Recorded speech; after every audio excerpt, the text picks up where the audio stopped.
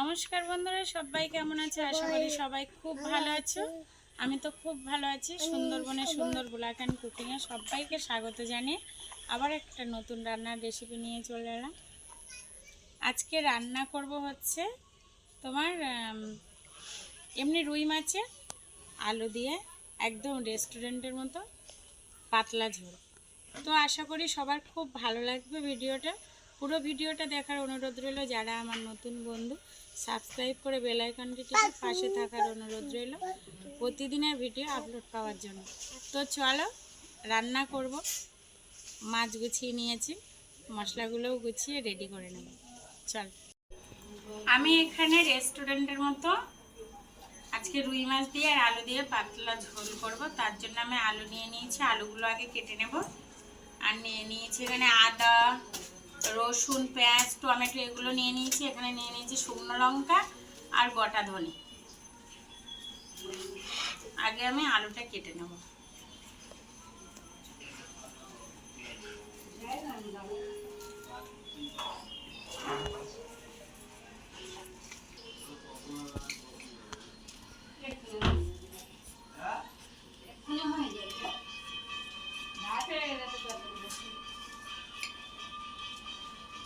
আলুটাকে এরকম লম্বা লম্বা করে কাটতে হবে। এটাকে আমি 3টে করছি, 2টো করলেও হতো, 3টে করছি।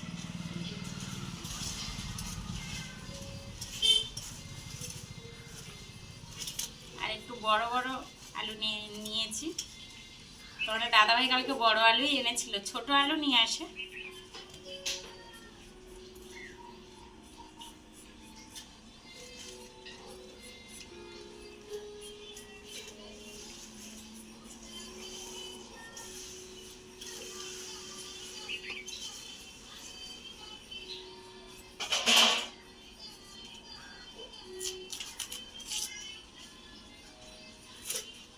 এই আলুগুলো একা একা ফেটে যাচ্ছে।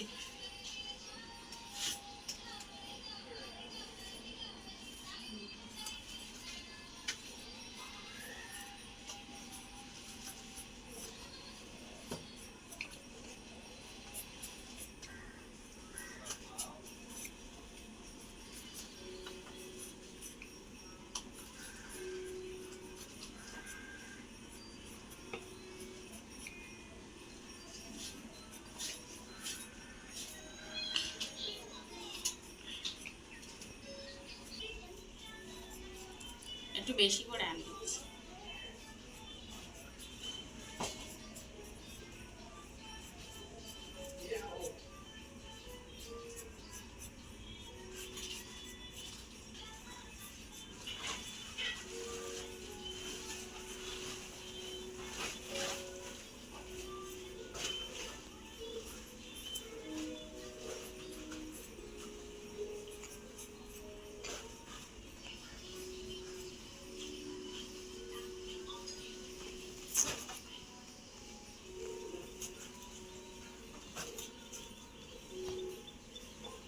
আলুটা কাটা হয়ে গেছে, আমি লম্বা লম্বা করে কেটে নিয়েছি। এবার আমি পেঁয়াজ, আদা, রসুন ছাড়িয়ে নেব।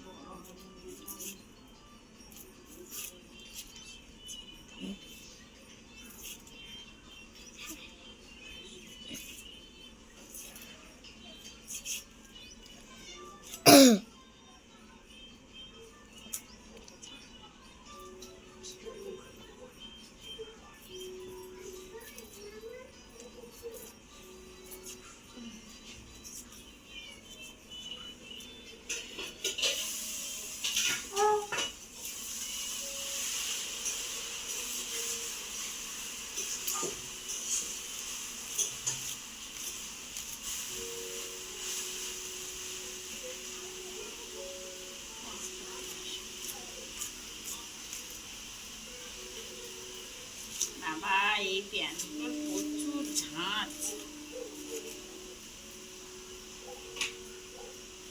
পেঁয়াজটা বেটে নেব, এই জন্য ঝাঁঝ, চোখ জ্বালা করে।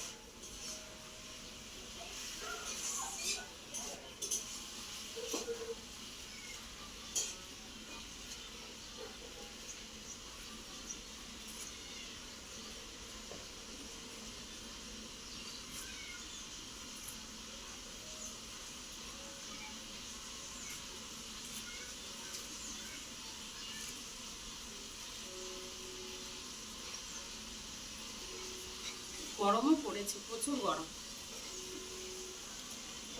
এই ভাদ্র মাসের লাস্ট এত গরম দিচ্ছে বাবা। ও মা, আর বৃষ্টি হবে না? হ্যাঁ, বৃষ্টি হবে কিনা এবার কি করে বলো, পুজোর সময় বৃষ্টি হবে বলছে।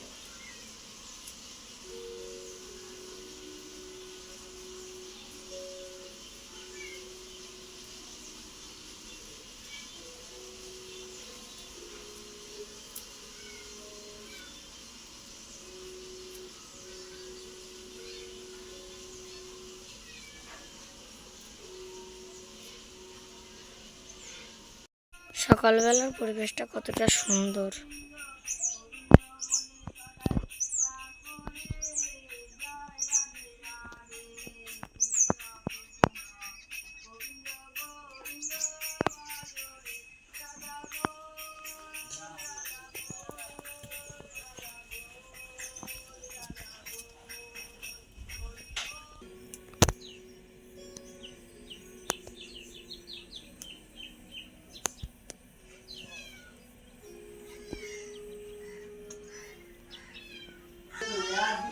আমার সব মশলা আলু সব কাটা হয়ে গেছে। এবার আমি মশলাগুলো সব বেটে নেব, সব কিছুই পেস্ট করে নেব।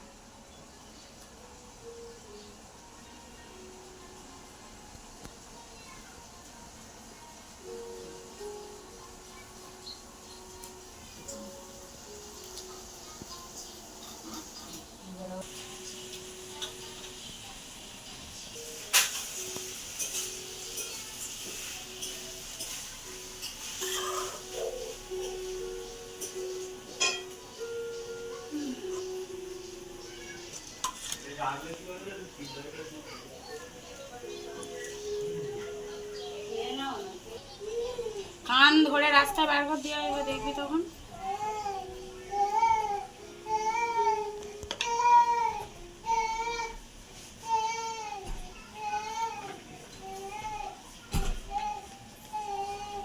যেটা না বলবো সেটা।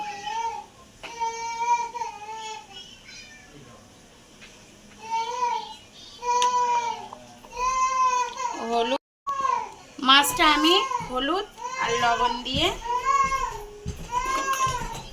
মেখে নেব।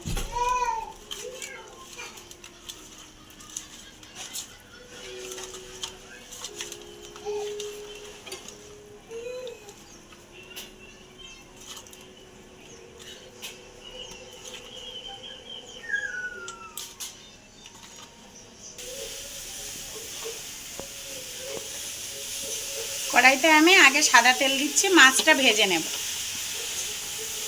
কড়াইটা গরম হয়ে গেছে, অত্যাধিক গরম হচ্ছে, তাই না বাবু?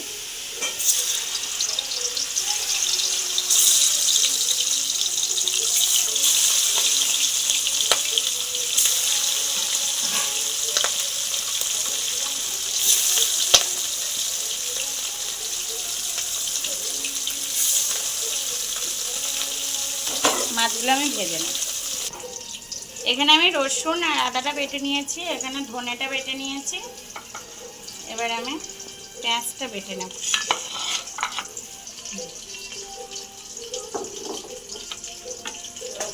পেঁয়াজটা বেটে নিয়েছি। টমেটোটা গোটা থাক, আর লঙ্কাটা আমি গুঁড়ো দিচ্ছি, বাটবো না, আমার হাত জ্বালা করছে খুব। মাছটা ভাজা হয়ে গেছে এক পিঠ, আমি উল্টে দিচ্ছি। এখন লাল লাল করে ভেজে নেবো, সুন্দর লাল লাল হয়েছে। পেঁয়াজটা একটু ভাজা ভাজা হয়ে গেছে, দিয়ে দেবো আদা রসুন বাটা। দিয়ে আবার একটু ভাজা ভাজা করে নেব।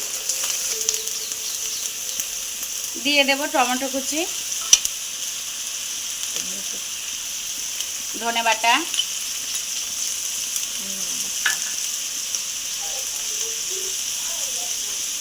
জিরে গুঁড়ো, লঙ্কা গুঁড়ো, হলুদ গুঁড়ো, স্বাদ মতো লবণ। এবার ভালো করে তেল ছাড়া অবধি আমি কষে নেব। একটু জল দিয়ে দিচ্ছি হালকা, যাতে না পুড়ে যায়। মশলা থেকে আমার তেল ছেড়ে দিয়েছে। এবার ভেজে রাখা আলুগুলো দিয়ে দেবো। ভেজে রাখা আলুগুলো দিয়ে ভালো করে মশলার সাথে কষে নেব। কষা আমার হয়ে গেছে তরকারি। এবার আমি জল দিয়ে দেবো। এতে আলু রেখেছিলাম তো, তেল জলটা ওই জন্য দিয়ে দেবো। একটু পাতলা ঝোল হবে, তার জন্য আমি একটু জলটা বেশি দিচ্ছি।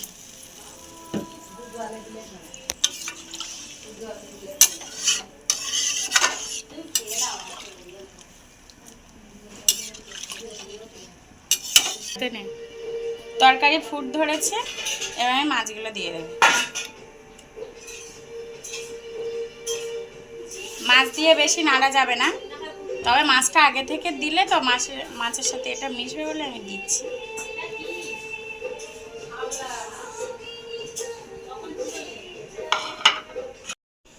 এবার আমি চাপা দিয়ে দিচ্ছি।